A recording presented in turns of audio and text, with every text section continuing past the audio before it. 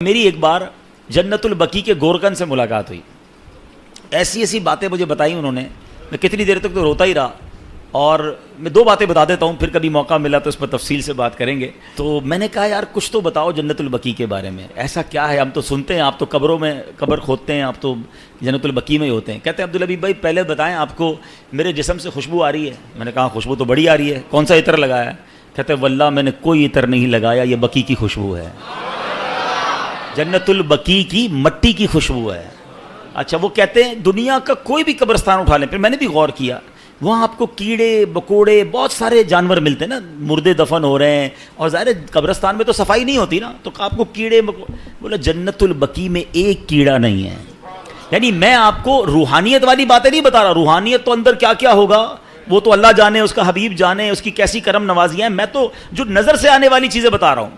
کہتا ہم جب قبر کھودتے ہیں نا عبدالحبیب بھائی, کئی بار ایسا ہوا کہ قبر کھودتے کھودتے ایسی ٹھنڈی ہوا آتی ہے کہ میں قبر کے اندر لیٹ کر خود ہی سو جاتا ہوں.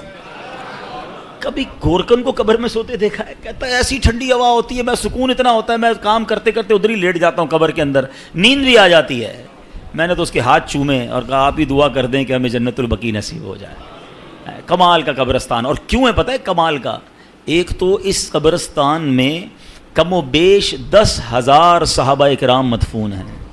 ہر صحابی نبی جنتی کی قبر کیسی ہوتی ہے پتہ ہے؟ جنت کا باغ ہوتی ہے, حدیث پاک ہے نا, یا تو جنت کا باغ ہوتی ہے قبر یا دوزخ کا گھڑا.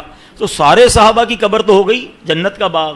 جس قبرستان میں 10,000 جنت کے باغ ہوں, اب آپ سوچو نا اس قبرستان میں جو گیا, ہائے ہائے, ایسے نہیں کہتے اعلیٰ حضرت طیبہ میں مر کے ٹھنڈے چلے جاؤ آنکھیں بند, طیبہ میں مر کے ٹھنڈے چلے جاؤ آنکھیں بند, سیدھی سڑک یہ شہر شفاعت